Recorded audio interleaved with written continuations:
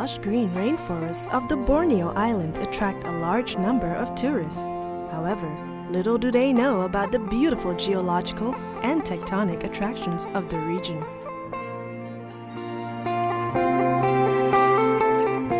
Geologists tell us that Borneo is part of the Sunda Plate, and it is caged by the Philippines Sea Plate and the Indo-Australian Plate.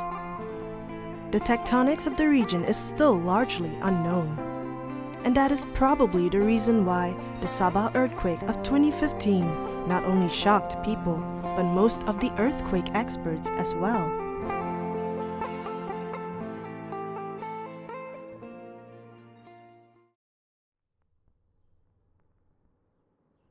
In the morning time, it's around 6-7 in the morning.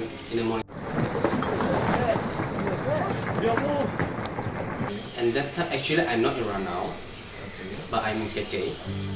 Yeah, I'm in KK, but I feel the earthquake.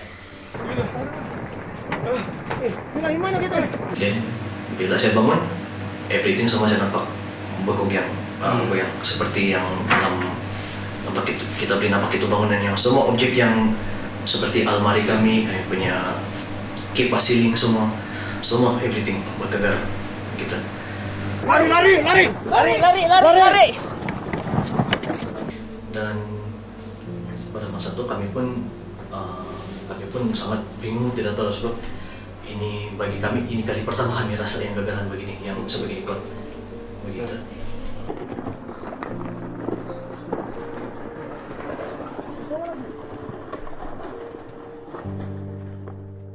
After I come back to Ranau, because what I feel is Ranau Sabah is the safety place for me to stay.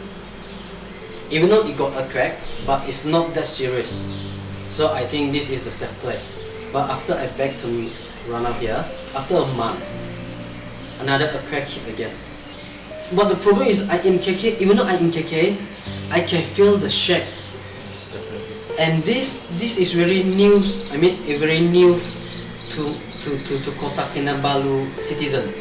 They never feel the earthquake before, but this time earthquake, they feel it. Kalau kerajaan bagi penempatan satu tempat yang selamat, terima kasih. Kalau diorang bagilah. Yalah, kalau tiada apa boleh buat lah. Iya. Tahan sajalah tinggal sini. Tahan sajalah.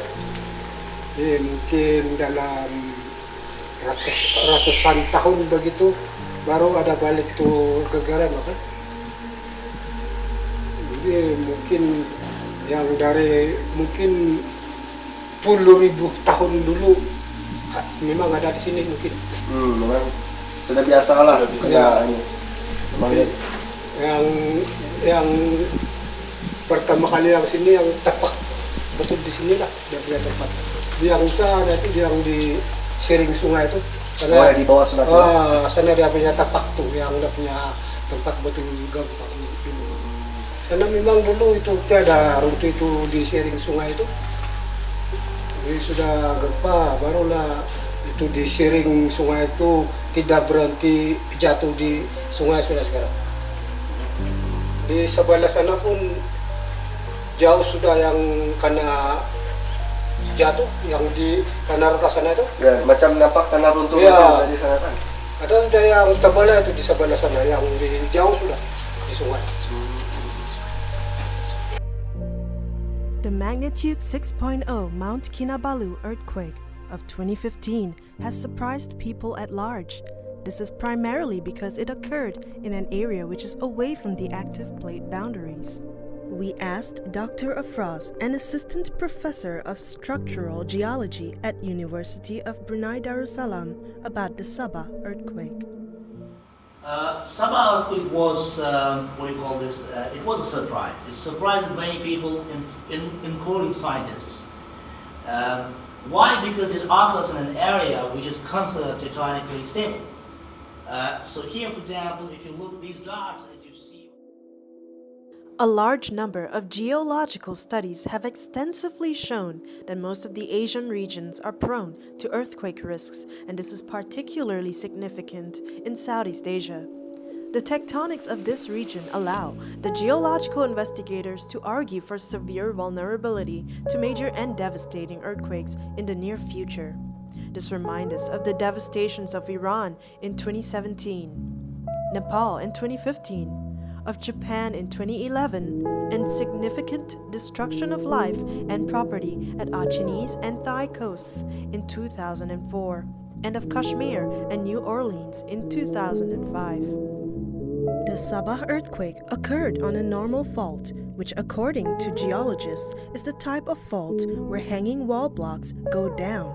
How do geologists identify faults? We ask Mr. Navakanesh, a young National Geographic explorer who is currently working on the earthquake geology of Sabah. Before going to the field, we use satellite data such as Google Images to map the traces of past earthquakes. The red line on the map clearly indicates past faults. And Sabah earthquake in 2015 seems to have occurred on the past fault system. This fault system extends for more than 300 km further south. And by using this map as a reference, we'll be going to the field to map the fault traces in detail.